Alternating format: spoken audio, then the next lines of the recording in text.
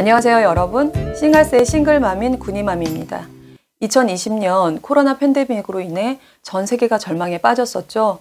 그로 인해 우리나라 국민도 정말 많이 힘드셨을 텐데요. 특히나 소상공인, 자영업자 등 많은 분들이 어떻게 이겨냈고 또 어떻게 이겨내시고 있는지 저도 그 중에 한 사람으로서 남의 일 같지 않아서 마음이 무겁습니다.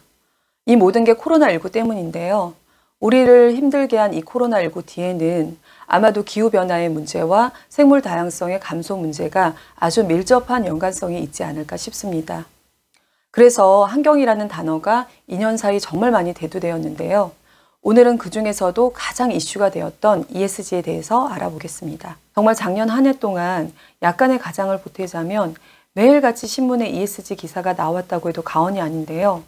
도대체 ESG가 뭐길래 이렇게 이슈가 되는 것이고 기업이 어떠한 이유로 ESG에 이렇게 목을 매는 건지 지금부터 천천히 알아보겠습니다. 우선 ESG는 Environment, 환경, Social, 사회, Governance, 지배구조의 앞머리 글자를 따서 ESG라고 합니다.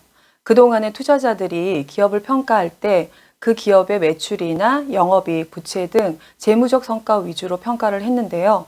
이제는 재무적 성과 위주뿐만 아니라 비재무적인 요소까지 평가하게 되었습니다. 기업의 환경적인 요소, 즉 기후위기 대응을 얼마나 적극적으로 기업이 잘하고 있는지, 또 사회적 요소로 사회적인 여러 가지 문제에 대해서 기업이 외면하지 않고 얼마나 적극적으로 사회적 약자를 보호해 주는지, 그리고 지배구조는 윤리경영, 책임경영이라는 표현도 많이 쓰는데요. 얼마나 그 기업이 법과 윤리를 준수하며 경영을 투명하게 하는지를 보고 판단한다는 겁니다. 여러분, 그런데 ESG 얘기는 아주 오래전부터 있었던 얘기들이었는데요.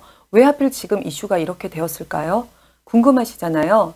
여러 가지 이유가 있는데 그 중에 하나는 앞서 얘기했듯이 기업에 투자하는 투자자들이 그동안에 그 기업의 가치를 투자할 때는 재무적 요소인 숫자로만 평가를 했는데 이제는 ESG를 핵심 요소로 삼겠다고 얘기했기 때문입니다. 그 중에서도 대표적인 회사가 미국의 블랙록이라는 세계적인 자산 운용사인데요. 우리가 상상할 수도 없는 엄청난 자금을 운용하는 회사가 ESG 기준을 투자 전략에 엄격하게 적용을 하겠다고 밝히면서 전 세계적으로 기업들의 ESG에 대한 열풍이 일어났습니다. 왜냐하면 ESG 기준에 부합하지 않으면 대출도 받지 못할 것이고요. 당연히 그 기업에 투자도 하지 않겠죠.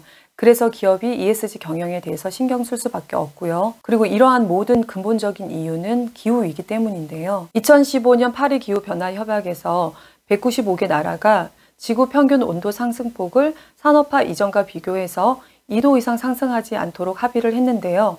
그러기 위해서는 온실가스 배출량을 단계적으로 감축하기로 약속을 했습니다. 다만 온실가스를 어떻게 감축해 나갈지 이산화탄소를 줄여 나가기 위한 구체적인 이행계획 보고서를 2020년 12월까지 제출해야 했고 2021년인 작년까지 그 이행계획 보고서대로 이행을 해야 했고요. 우리나라도 2020년 10월에 2050년까지 탄소 중립을 이행하겠다고 선언을 했습니다. 여기서 탄소 중립이란 얘기는 이산화탄소 배출량을 새로운 재생에너지를 만들던 아니면 배출된 이산화탄소를 다시 흡수시키던 해서 이산화탄소 배출량을 0으로 만들라는 얘기인데요. 넷제로라고도 표현을 합니다. 그러기 위해서는 우리 기업들이 발빠르게 움직이지 않으면 이 시장에서 도태될 수밖에 없는 상황인 거죠. 그래서 2020년부터 ESG 얘기가 많이 나온 거고요. 그리고 마지막으로는 미래를 이끌어갈 젊은 세대들의 환경에 대한 인식입니다. 여러분들 많이 들어보셨을 텐데요. 스웨덴 환경운동가 그레타 툰베리라는 소녀가 있는데요. 이 소녀는 2018년 15살 어린 나이에 매주 금요일마다 학교를 가지 않고 스웨덴 국회의사당 앞에서 기후변화 대책 마련을 촉구하는 1인 시위를 했는데요. 이 소녀는 너무나 화가 나는 거예요. 생태계 전체가 무너져 가는데 어른들은 무한한 경제성장이나 돈만을 논하고 있다고 하면서 미래 세대들의 모든 눈이 지켜보고 있으니 우리를 기만하면 절대로 용서하지 않겠다고 당당하게 목소리를 높였는데요. 이 시위는 전 세계 수백만 명의 학생들이 참가하는 미래를 위한 금요일 운동으로 이어졌습니다. 여러분, 기업은 기업을 운영하는 절대적인 목적이 이윤 추구잖아요. 그런데 앞으로 엄청난 고객이 될 이 MZ세대들이 기후위기에 대해서 이렇게 목소리를 높이고 제품을 구매할 때 단순 구매로만 그치는 것이 아니라 환경을 해치지 않는 제품인지 또 동물복지와 공정무역의 가치를 실현한 제품인지 이제는 자신의 신념과 가치를 더 추구하는 소비를 하기 때문에 기업이 이러한 소비 패턴을 맞추지 않으면 더는 발전할 수 없고요. 미래를 먹여 살려줄 MZ세대들에게 외면당하는 거죠. 그래서 기업은 ESG 경영에 이렇게 목을 맬 수밖에 없는 상황인 겁니다. ESG 경영을 해야 앞으로 더 많은 이윤 추구를 할 수 있기 때문인 거죠. 자, 오늘 이렇게 해서 ESG에 대해서 알아봤는데요. 갑자기 생각이 나는데 작년에 코로나 때문에 모든 아이들이 다 마스크를 쓰고 다녔잖아요. 그래서 저희 아이도 마스크를 씌워주는데 너무 마스크를 쓰기 싫어하는 거예요. 그래서 매일같이 정말 마스크 쓰는 게 전쟁이었는데요. 어느 날 갑자기 아이가 문 밖에 마스크를 쓰지 않고 잠깐 나갔는데 이렇게 하고 나가는 거예요.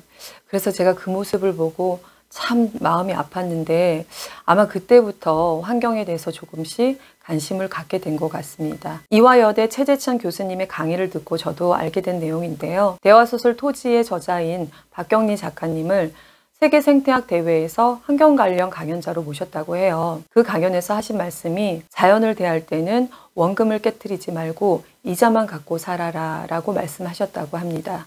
우리가 후손들에게 환경을 빌려 쓰고 있다면 우리가 누리고 있는 만큼 그들도 누리게 해주려면 원금은 깨트리지 말고 즉 자연을 훼손시키지 않으면서 자연이 우리에게 주는 이자만 갖고 살도록 노력하라 라는 메시지였는데요. 이 강연을 듣고 전 세계가 감동하고 기립박수를 받았다고 합니다. 여러분, 기후변화로 인해 앞으로 미래 세대들이 코로나19보다 더 힘든 환경 속에서 살아갈 수 있는데요. 기업은 이윤 추구만을 위한 ESG 경영이 아닌 정말 미래 세대들을 위한 진정한 환경보호 실천을 해나가야 하지 않을까 싶고요. 이것은 비단 기업뿐만이 아닌 국가와 기업가, 시민들이 각자의 자리에서 그 역량에 맞게 노력을 해야 할 것 같은데요. 그 시민들 중심에는 우리 싱글맘들이 있길 바라며 또 다음 시간에 알차게 준비해서 찾아뵙도록 하겠습니다. 감사합니다.